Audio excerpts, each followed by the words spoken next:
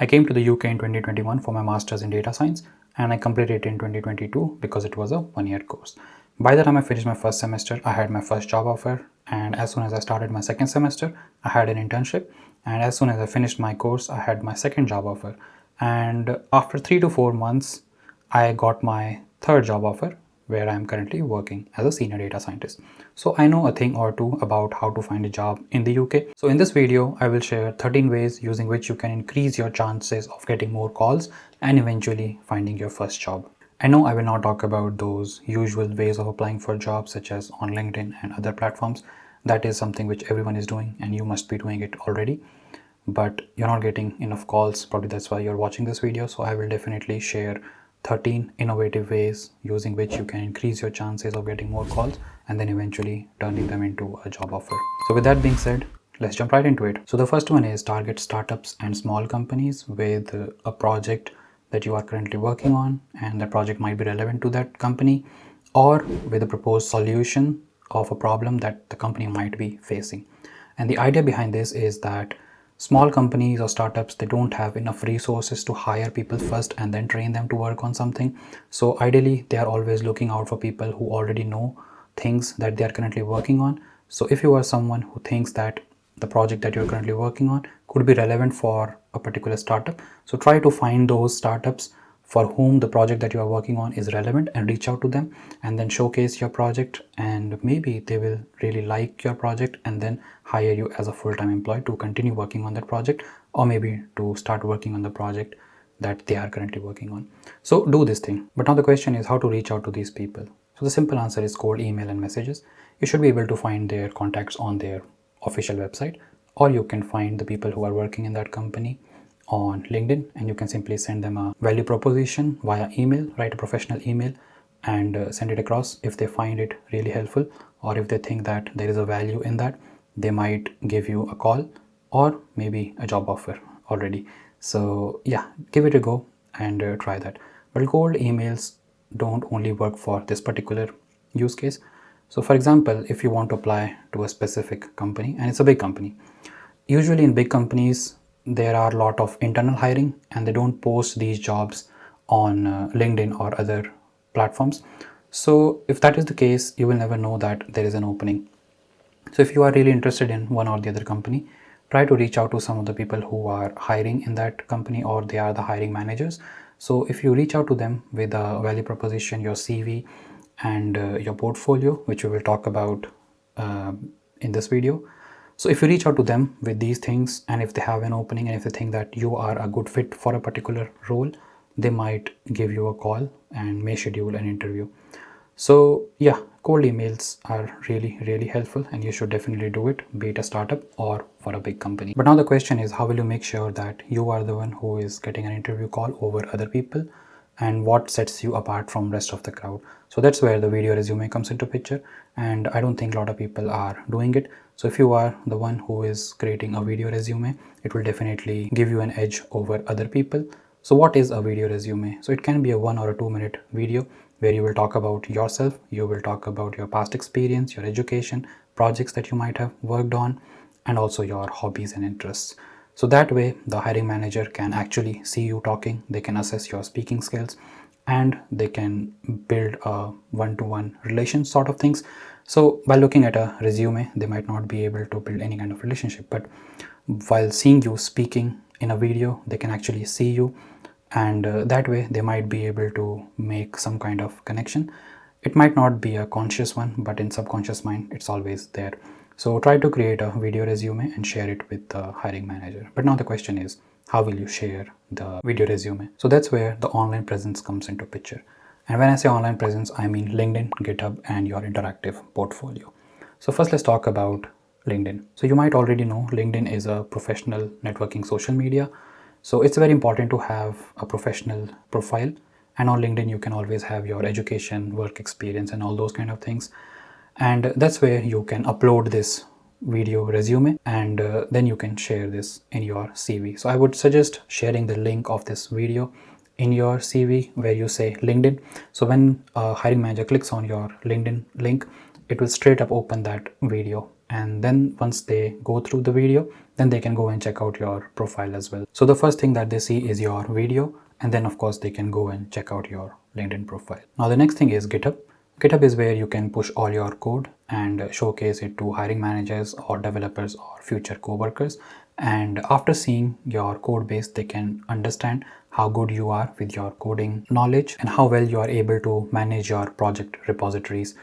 Because if you are able to structure your code base, it will give them a good understanding about you're not just someone who is writing code in a Jupyter notebook, but then you are someone who knows how to make that code productionizable. And also they will be able to see whether you follow best practices or not. So it's always good to have a really good GitHub profile. So now the next thing is interactive portfolio. So now that you have already done all the heavy lifting, you have created a project, you have structured your repositories, now you need to productionize them. And once you are able to productionize them, create some beautiful UI for your applications. It could be a Streamlit application, as simple as that, or you can create a dashboard using Power BI or things like that. And if you're able to publish them, have those links there in your interactive portfolio, embed those Power BI within Streamlit or Flask application, whatever you would like to make, and then share those links in your CV. So that is definitely something which elevates your profile to next level. But let's say you have done all of those things, but you're not sure whether you have done these things up to the mark. So that's where the mentorship and seeking feedback comes into picture. So reach out to people who are already there in the industry. If you know someone, you can reach out to them and you can ask them, how is my portfolio looking? Is it good? Can I do something differently? How can I make more impact? Am I doing something wrong? So do seek feedback from professionals who are already there in the industry. I've been in the industry for over half a decade now, and I do provide these kind of mentorship. So if you want to reach out to me, feel free to reach out. You can join channel membership, using which I provide these mentorship, or you can always reach out to people on LinkedIn. There are so many experienced professionals there, and you can seek their advice. So seeking advice is definitely very helpful, and that will give you a different perspective of your profile, because when you are someone who is building those things, you will obviously like it, but having a second set of eyes definitely helps, especially from the industry, because they are seeing these kind of profiles every single day. And when they are picking a profile to invite them for an interview, they have certain set of criteria. So if you reach out to them and ask their feedback, and if you incorporate those feedback into your profile building, it will definitely help. Because when we look for candidates and we are looking at hundreds of profiles and we want to pick one or two profiles to invite them for interview, we have done quite a lot of shortlisting and decided on different criterias. So there are a lot more things going on behind the scenes which we don't usually think about when we are creating our own profile. So definitely seeking out an advice is very important, and you should definitely do that. With that being said, let's move on to the next one, which is network actively. And this goes without saying that networking is one of the most important things that you can do to increase your chances of getting more calls and eventually find a job, because these days most people find a job using the network that they have. But now the question is how to find these meetups and where you can attend them. So there are two major platforms that I personally use. One is meetup.com and the next one is Eventbrite. You can always go and register on these platforms. You can select the location where you want to find the meetups, and then you can go and attend those meetups. So usually when I go to those meetups, I try to talk to people about the work that they are doing. I try to understand how they are solving specific problems, and then if I have any inputs, I provide them the input, and then I also talk about some of the projects that I am currently working on. That way we are able to talk about some of the things that we are working on, and then we learn from each other. And that's how I was able to find my internship. So a director from an organization came to a meetup and he talked about what he's working on, and then he left his business card and asked if anyone is interested in knowing more about the work that he's doing, they can reach out to him. So I picked that card and I shot him an email, and I asked about the work that he's doing, and I showed my interest that yes, I am really interested in your work and I have similar interests. And I showed him some of the things that I have learned in the university and how I can use them to work on the project that he's working on. And the next thing I knew was I had an internship. So it actually works. A lot of people have actually found even the full-time jobs using those meetups. So I highly recommend going to the meetups. But don't just limit those meetups to knowing people and talk about your projects. Also try to find ways to present your projects in that meetup. So what I would suggest is when you start going to a meetup, go there for a couple of times and then maybe try to talk to the organizers of those meetups and ask them whether you can present a project in front of everyone, all the audience there. That way what will happen is when you showcase your project, people will be able to know what you have currently worked on. And usually what happens is there are a lot of hiring managers or just managers, even if they are not hiring, they are there, they are trying to see what other people are doing and they are trying to correlate with the work that they are seeing there with their work. And if they're able to find something which matches, it could be from completely different domains, but if similar technology can be used in their project, they're trying to see those things. And if they're able to find a really good close match, and if you're developing something which is very novel, they may reach out or approach you to talk more about your project, and then who knows, you might receive an interview call or even a job offer. So yeah, always try to find ways to present your project to as many people as you can via those meetups or even online conferences. Which brings us to the next point, which is gain practical experience. And when I say practical experience, the first thing that might come to your mind is either internship or the actual work experience. But no, it's not limited to just those two. You can actually volunteer for different projects, and using that you can gain a lot of experience. Yes, it does not pay, but at least you are gaining some experience and that might help you get the job in future.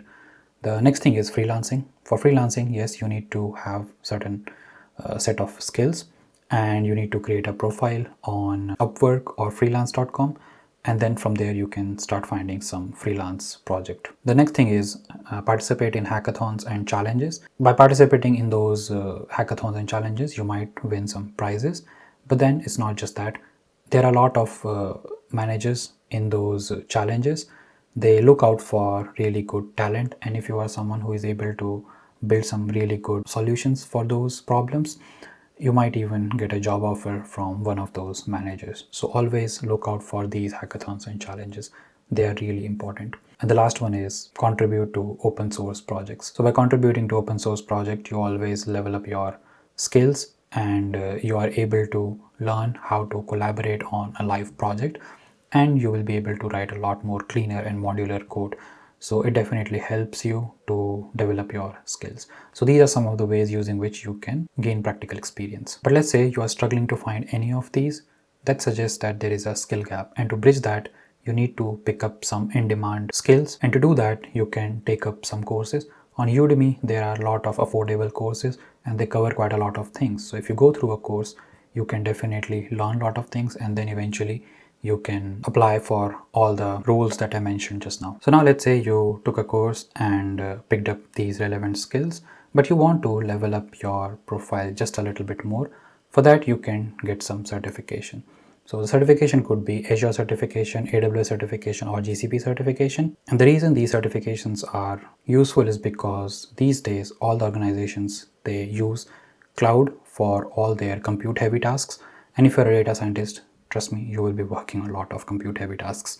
So if you have these certifications, you can show that you know how to use these cloud platforms, and that way hiring managers can know that you know how to use cloud platforms and not just use your local system for development. So the next point is develop niche expertise, and you should do this in only two scenarios that I can think of. The first one is if you have prior experience. So for example, if you have experience of working in finance domain, so try to work on projects that are very specific to that domain, and that way your past experience will be able to support the projects that you are trying to work on, and then apply to jobs only in that specific domain, because that way your conversion rate of the calls are going to be a lot higher as compared to applying for jobs just randomly to any domain.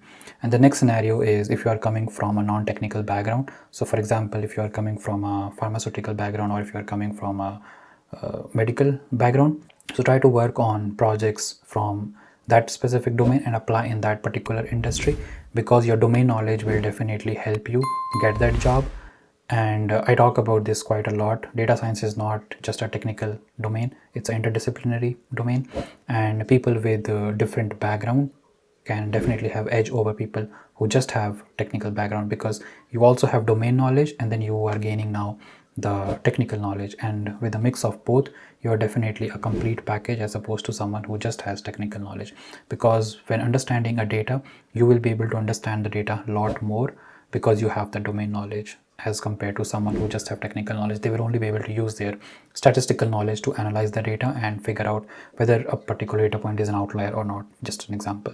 But you are someone who knows the domain, so even if a data point looks like an outlier, but it might not be an outlier, it might be an actual data point. So you can use a domain knowledge in that specific domain, and that's why it's going to be very helpful for you to expertise in a specific domain. We are almost nearing the end of this list, and if you have tried all of these things we talked about so far and nothing worked out for you, I would highly recommend reaching out to the Alumni Network, people who have already completed their course from your specific university, because they have faced those same challenges in the past. And if they are already working in an organization, try to reach out to them, see if there are any openings, or just ask for general guidance. What did they do differently as compared to other people, and what helped them to get the job that they have right now, and talk to them in general about their experience and things like that. That will definitely give you a very good perspective about where you are going wrong and what you can do differently. That brings us to the last point, which is stay patient and be persistent. To find a job in this competitive job market can be tiring and it can take a lot of applications. So I would say stay positive and be persistent and keep applying. I'm sure you will be able to make your first breakthrough. And if you need any help or support, feel free to reach out. I will try my best to help you. So with that being said, I will see you in the next one. Happy learning. Bye.